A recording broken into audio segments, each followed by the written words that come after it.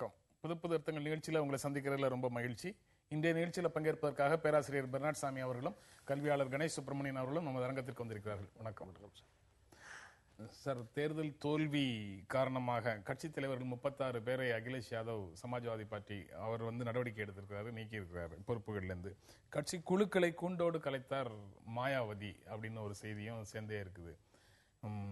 காங்கிரஸ் கட்சியினுடைய அமைப்பை முற்றிலுமாக புதிதாக கட்டி அமைக்க வேண்டும் அப்படின்னு அதற்கான அதிகாரத்தை சோனியா காந்தியிடம் கொடுத்திருக்கிறோம்னு சொல்லி காரிய கமிட்டி கூட்டத்தில் தீர்மானம் நிறைவேற்றிருக்கிறாங்க.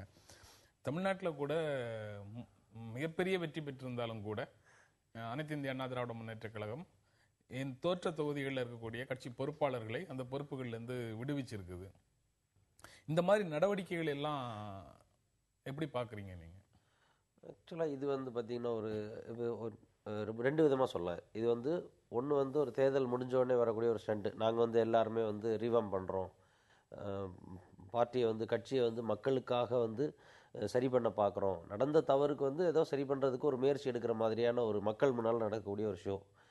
எந்த கட்சியிலையுமே இப்போ தோற்றுப்போன எந்த கட்சியிலுமே தலைமை பதவிகளில் இருக்கக்கூடியவங்க இறங்கி வரவே இல்லை. உதாரணமாக தேர்தல் முடிவுகள் வெளியாகிட்டு இருக்கக்கூடிய சூழ்நிலையில் காங்கிரஸ் கட்சி மிகப்பெரிய தோல்வியை சந்தித்து கொண்டிருக்கிறது அப்படின்ற சூழ்நிலையில் கூட சோனியா காந்தியோ ராகுல் காந்தியோ அன்றைக்கு நாங்கள் ரிசைன் பண்ணுறோம் அப்படின்ற மாதிரி சொல்லவே இல்லை. ஆக தலைமையில் இருக்கிறவங்க மேலே இருக்கக்கூடிய நாங்கள் எல்லாம் சரியாக தான் இருக்கிறோம், கீழ்மட்டத்தில் இருக்கிறவங்க தான் தப்பு அப்படிங்கிற மாதிரியான இந்த போக்கு ஒரு irresponsible ஆட்டிடியூட். அதே மாதிரி ஏடிஎம்கே கொடுக்குறதும் ஓவர் ரியாக்ஷன். ஆக இவ்வளோ பெரிய வெற்றி பெற்றால் கூட நாங்களும் ரியாக்ட் பண்ணுறோம் அப்படிங்கிறது ஒரு வகையான ஒரு டிக்டேட்டர் ஓரியன்ட் விஷயத்தை தான் காட்டுதே தவிர சீரியஸான ஒரு விஷயம் பற்றி மக்கள் என்ன நினைக்கிறாங்க பற்றி யோசிக்கிறாங்கிறத காட்டவே இல்லை. இது மக்கள் மத்தியில் கட்சியினுடைய திட்டங்களை சரியாக கொண்டு போய் சேர்க்காத நபர்கள் அப்படின்னு சொல்லி அங்கே அவங்க மேலே நடவடிக்கை எடுக்கிறது நியாயம் தானே அப்படின்னு சொல்லி பார்க்கறது சரியில்லையா?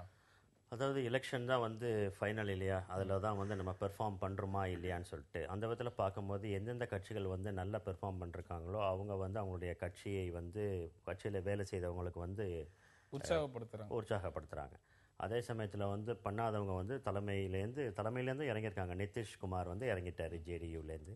அது ஒரு பெரிய இதுதான். ஏன்னா அவர் சீஃப் மினிஸ்டராக இருக்கார், ஜேடியூனுடைய தலைவராகவும் இருக்கின்றார்.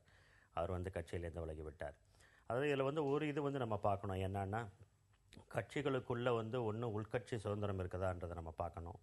ரெண்டாவது தேர்தல் ஆணையம் இந்த உட்கட்சியில் இருக்கக்கூடிய தேர்தலை அவங்க சரியாக நடத்துகிறாங்களா அப்படின்றத பார்க்கணும். இது ரெண்டும் நடந்துச்சுன்னு சொன்னால் கட்சிகள் ஒரு ஜனநாயக அமைப்பிற்குள்ளே வருவாங்க, பொறுப்பேற்பார்கள். கட்சிக்குள்ளேயே சுதந்திரம் இல்லாமல், கட்சிக்குள்ளேயே தேர்தல் இல்லாமல், தேர்தலை இந்த மாதிரி பெரிய தேர்தலை சந்தித்து விட்டு அதுக்கப்புறம் நீக்குவது என்பது அவ்வளவு சரியில்லை. இதை இன்னும் கொஞ்சம் ஆர்டர்லியாக பண்ணுறதுக்கு வாய்ப்புகள் இருக்குது. நிகழ்ச்சியினுடைய இந்த பகுதி புதிய செய்திகளை நமக்கு தர்றதுக்காக தேவப்பிரியன் காத்திருக்காரு. வணக்கம் தேவப்பிரியன். நன்றி ஜென்ராம். இந்த நேரத்தின் புதிய செய்திகளை தற்போது பார்க்கலாம்.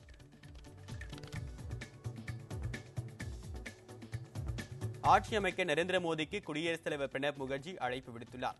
நரேந்திர மோடி மே 26ஆம் தேதி பிரதமராக பதவியேற்க உள்ளார்.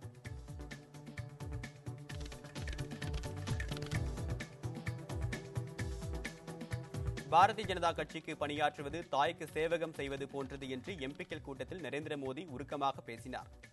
ஏழைகளின் குரலை கேட்கும் அரசாக இருக்கும் என்றும் அவர் கூறினார்.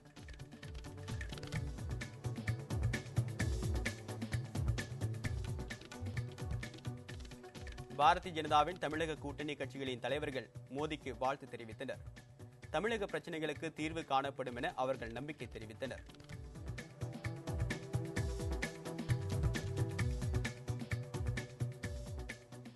இந்தியாவுடனான நல்லுறவை வலுப்படுத்த அமெரிக்கா விருப்பம் தெரிவித்துள்ளது. நரேந்திர மோடி தலைமையிலான அரசுடன் இணைந்து செயல்பட தயார் என அந்நாட்டு வெளியுறவுத்துறை அமைச்சர் ஜான் கெர்ரி தெரிவித்துள்ளார்.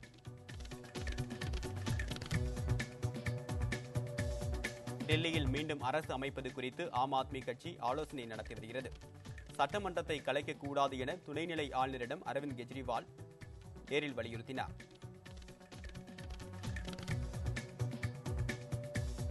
பீகார் மாநில முதலமைச்சராக ஜித்தன் ராம் மஞ்சி பதவியேற்றார். 23ஆம் தேதிக்குள் பெரும்பான்மையை நிரூபிக்க வேண்டும் என அம்மாநில ஆளுநர் அவரிடம் அறிவுறுத்தியுள்ளார். ஒடிசா முதலமைச்சராக நவீன் பட்நாயக் 4வது முறையாக இன்று பதவியேற்க உள்ளார். ஆளுநர் மாளிகையில் நடைபெறவுள்ள விழாவிற்கு தீவிர பாதுகாப்பு ஏற்பாடுகள் செய்யப்பட்டுள்ளன. தமிழக தொழிலாளர் நலத்துறை அமைச்சர் KP முனுசாமி அமைச்சரவையிலிருந்து நீக்கப்பட்டுள்ளார். ஊரக தொழில்துறை அமைச்சர் மோகன் கூடுதலாக அப்பொறுப்பை கவனிப்பார் என அறிவிக்கப்பட்டுள்ளது. தேனி மாவட்டம் கம்பம் அருகே நிழற்குடை மீது ஆலமரம் விழுந்ததில் 5 பேர் பலியாகினர். வேலூர் மாவட்டம் ஆம்பூர் அருகே இடித்தாக்கி 2 பேர் உயிரிழந்தனர். ONGC நிறுவனம் நாகையில் இயற்கை எரிவாயு எடுப்பதற்கான துரப்பண பணிகளை நிறுத்தி வைக்க மாவட்ட ஆட்சியர் உத்தரவிட்டுள்ளார். நிலத்தடி நீர் குறித்த ஆய்வுக்கு பிறகு அடுத்த கட்ட நடவடிக்கை என தெரிவிக்கப்பட்டுள்ளது.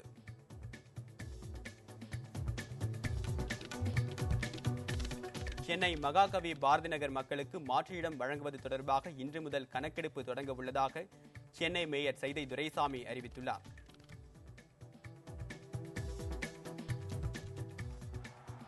கொல்கத்தா அணியுடனான போட்டியில் சென்னை சூப்பர் கிங்ஸ் அணி 8 விக்கெட் வித்தியாசத்தில் தோல்வியடைந்தது.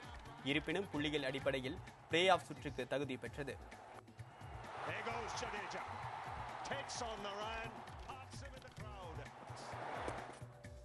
புது அர்த்தங்கள் ஒரு சிறிய இடைவேளைக்கு பிறகு தொடரும்.